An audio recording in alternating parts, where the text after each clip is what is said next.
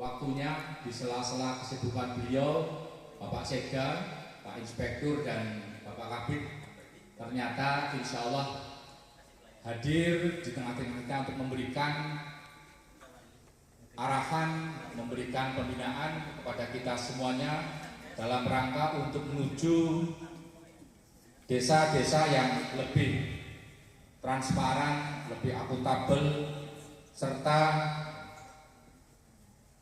yang patuh terhadap peraturan perundang-undangan yang berlaku.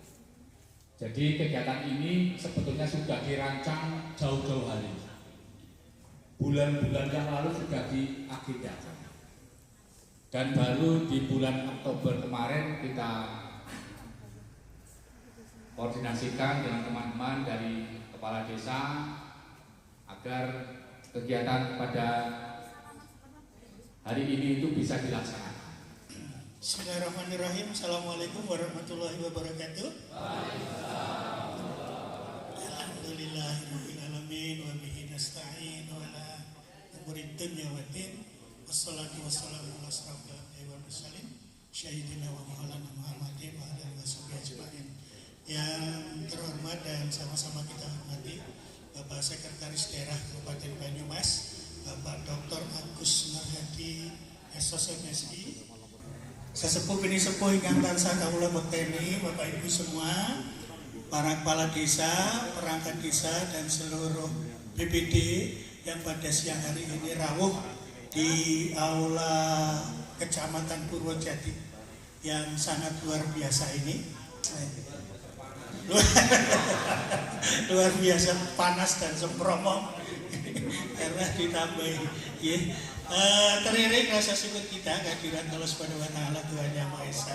Dalam alhamdulillah dalam situasi yang sangat menyenangkan dan dalam kondisi sehat walafiat tiada kurang suatu apa. Ya, tadi sudah banyak ya Bapak Ibu untuk menghemat waktu karena masih ada Pak Sekda. Tadi sudah banyak disampaikan oleh Pak Kabid saya kira. Kalau itu teknis penyelenggaraan pemerintah desa, aku yakin 1000% Pulau Pitados kali panjenengan, Pak Kades, BPD dan seluruh jajaran wis apal kecepal di luar luar kepala nopo pelih. Ini kan periodisasi yang ditambah ya. Bersyukur alhamdulillah ditambah 2 tahun ya, baik BPD maupun Pak Kepala Desa, sehingga saya yakin dengan seyakin-yakinnya ya. Oleh karena itu beberapa hal yang sebetulnya kami ingin sampaikan di luar konteks penyelenggaraan pemerintah karena panjenengan sudah hafal semuanya ya. Sedikit Bapak Ibu, ada sedikit cerita. Bapak Ibu mendengar, membaca, tahu ya tembok Cina Bapak Ibu?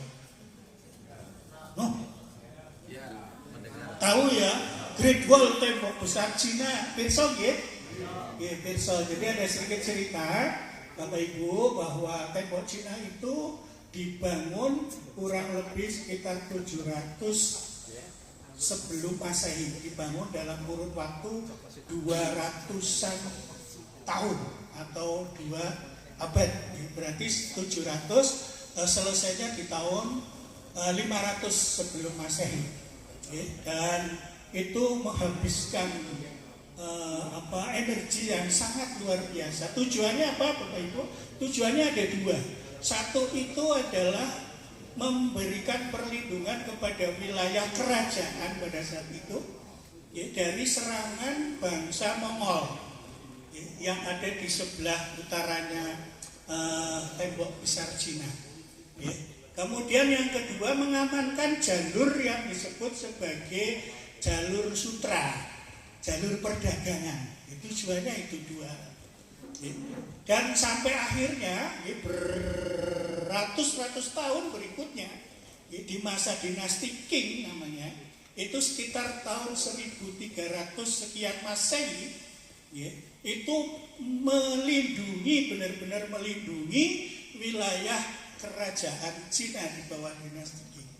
Namun pada akhirnya di tahun 1370-an apa yang terjadi Bapak Ibu? Ternyata tentara Mongol bisa masuk ke wilayah Cina dan menghancurkan kerajaan yang akhirnya kerajaan dinasti Qing runtuh, dikuasai sepenuhnya oleh tentara Mongol. Pertanyaannya Bapak Ibu, dengan besarnya, panjangnya sekian kilometer, dengan ketebalan sekian meter, selama berabad-abad, kerajaan dinasti Qing itu terlindungi dari serangan bangsa Mongol. Tetapi kenapa di tahun 1370, sekitar tahun itu tentara Mongol bisa masuk dan bisa menghancurkan dinasti Qing? Apakah dengan kekuatan tentara Bapak Ibu yang sedemikian rupa? Ternyata tidak. Setelah ditanyakan ya bahasanya bahasa sana lagi. biasanya apa bahasanya? Hadian atau apa? Ditanyakan. Kenapa tentara Mongol itu bisa masuk? Persoalannya hanya dasar. Tidak dengan serangan tentara, tetapi hanya memberikan suap kepada penjaga pintu.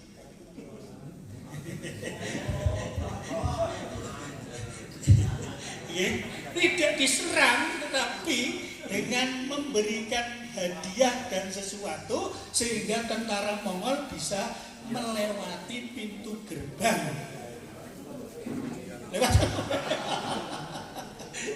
Pintu gerbang sedemikian rupa yang sangat luar biasa dan Cina itu akhirnya dinasti Qing runtuh pada saat itu.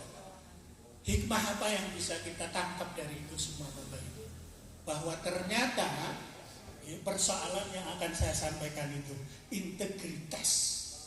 Persoalan integritas itu menjadi luar biasa. Seberapa kuat, seberapa pandai, tetapi kalau satu persoalan ini mentalitasnya seperti itu, maka tidak mungkin bisa kita mempertahankan cita-cita besar kita yang kita bangun bersama dengan nawacitanya.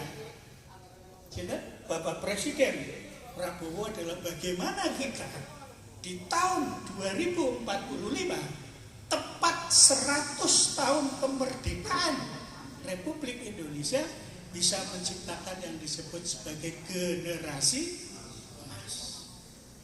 Itu sudah harga mati. Arah kita harus ke sana. Semua aktivitas yang kita lakukan harus mengarah bagaimana di tahun 2045 cita-cita kita bersama menciptakan generasi emas itu terwujud. Tidak perlu menambah C di depannya. C itu apa berarti? Emas. Jangan membuat generasi emas. Kita guidance kita adalah kesana. Oleh karena itu Bapak Ibu, kita memandang penting. Kalau pinter, saya yakin Bapak Ibu semuanya pinter. Ya kan? Buktinya apa? Buktinya penyelenggaraan pemerintahan semua berjalan dengan lancar. Kon gawe KDMP dalam waktu sedemikian singkat mampu. Gawe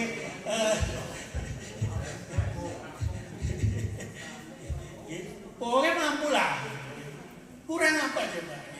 Itu.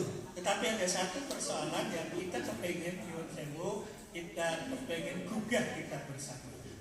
Ini tidak menggurui, ini menjadi kewajiban kita bersama, kewajiban saya, kewajiban panjenengan, kewajiban kita semuanya.